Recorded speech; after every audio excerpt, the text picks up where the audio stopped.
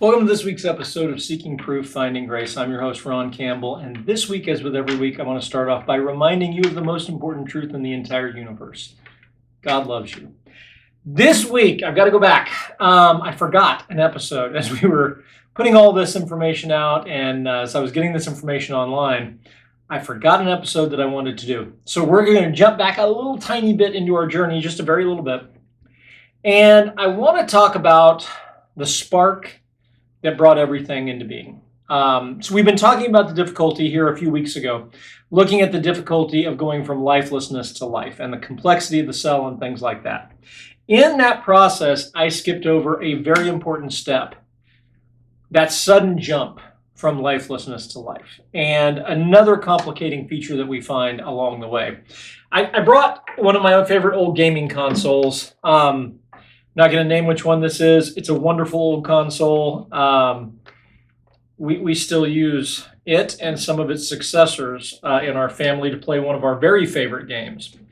And through no fault on the console's part on its own, we were vacuuming one day in an area that was on the same circuit as this gaming console.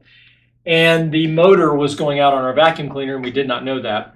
And unfortunately, when we went to kick on the vacuum cleaner, it surged and it sent a little bit of a pulse through that circuit.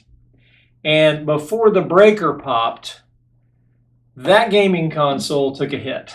And unfortunately, while the console itself was not severely damaged, the information inside the console was severely damaged.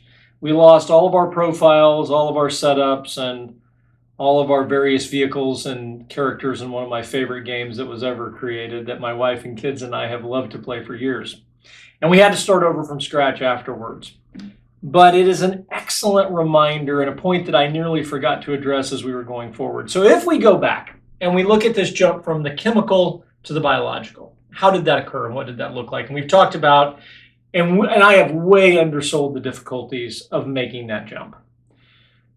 But one of the things that has to happen in all of this is even when you have all of the component parts, you still have to animate those parts. I remember watching Ben Stein's movie on intelligent design years ago, and they played some video clips from other documentaries talking about this, and I think they settled on whether it was lightning or whatever it was that helped explain this animation of the very first cell. It got me thinking as I was looking at that years ago, and it came to mind as we were making this journey. You know, at some point, regardless of all the building blocks that you have, not only do you have to assemble the building blocks, and that's what we've been focusing all of our attention on, is the mathematical impossibility or enormous improbability, let's say, of assembling all of the building blocks necessary, even if you had them, into the proper way to assemble the first simple cell. Even if you did that, you have, well, about as much life as this console has in it right here. This console, while it is capable of incredible things, pales in comparison to the cells that make up you and I. And while this console is incredibly entertaining and can do wonderful, wonderful things, without a spark to bring it to life, it's just a interestingly shaped piece of plastic sitting here on my table. And life is going to have that very first problem. It's the Frankenstein problem in a lot of ways. How do you animate that very first life and take even all of the components, even if you have all of the component parts put together? How do you start the engine? How do you bring it to life? And just as I learned so many years ago with this console, it is an incredibly delicate process because too much electricity, let's say you have a pool of primordial soup that everybody loves to point to. So you have a pool of primordial soup, but until it comes to life, it's just a pool of primordial soup. If you supercharge it with lightning, you're going to have a smoldering pool of primordial soup in most cases. You're not going to have life. Lightning tends to be rather, as many of us have learned over the years, a rather uncontrolled entity and does not work to our favor most of the time for life, despite what the old Frankenstein movies tell us, or Mel Brooks' Young Frankenstein, great movie. regardless of which way you go on this, the jump from lifelessness to life is yet another hurdle that Darwinian evolution, neo-Darwinian evolution, is going to have to overcome. And quite frankly, again, as we look at this and think about it, the odds of getting that little spark to ignite life just the way you want it and not fry it to where you lose all of your beloved characters or some other thing like that, the spark that brought the first life to life, that first cell, how do you animate it? How do you animate any of this as we go forward? Just a thought. This is going to be a short podcast this week. Had a lot of stuff going on this week, and so next week we'll return to a little bit longer podcast.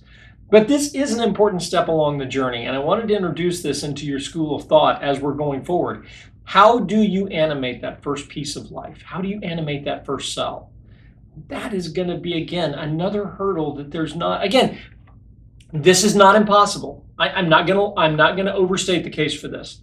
It is remarkably unlikely, but it's not impossible. And we've gone through lots of steps in this process where we look at this.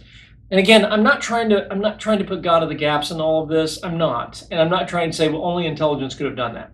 I want you to consider this from the perspective, given all of the scientific knowledge that we have, and this is the way I want to ask the question of you, the viewer. Given the scientific knowledge that we have, if you were able to assemble all of the component parts of the first simple cell, how do you animate that? That's not a chemical process necessarily. I'm not sure how you could come up with a chemical process to animate the first life. So it's going to have to be something outside of that. Again, your choices are random chance, so luck, lucky lightning strike, lucky whatever it is, or an intelligent designer animating that first life, bringing that life into being. Based on what we know scientifically, this is an area that we need to look at and we need to address and say, all right, based on our scientific knowledge, what is the most likely explanation for the spark that would have generated life? And we can't say, you can't fall into the trap of saying, well, clearly it couldn't have been an intelligent designer. Why? Why is that the case? So given that we have really two basic options, and I don't think there's a third option, and many times along this journey we've posited a third option of necessity.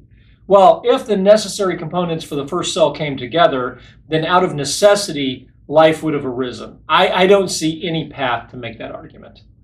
So when you really think about all of your potential positions in this case, you really have two, either random chance again, or an intelligent designer. And from what we know scientifically, again, we're going to have to get those battery cables out and we're going to have to jumpstart this bad boy somehow. How is it that you're going to jumpstart that first cell? And that is a question that needs an answer. So as we look at this, again, what is the most likely explanation? And I think what you'll find is, again, you can lean on luck in this case and say, well, it's not impossible. Luck could have done it. It's mighty improbable, in my opinion, it's mathematically impossible to think that all of the building blocks could come together for the first cell. But all of those first building blocks happen to come together. And then you also somehow rely on luck to animate them and bring them all to life and not just fry them completely, as this poor console suffered the fate of. Which is the more likely explanation?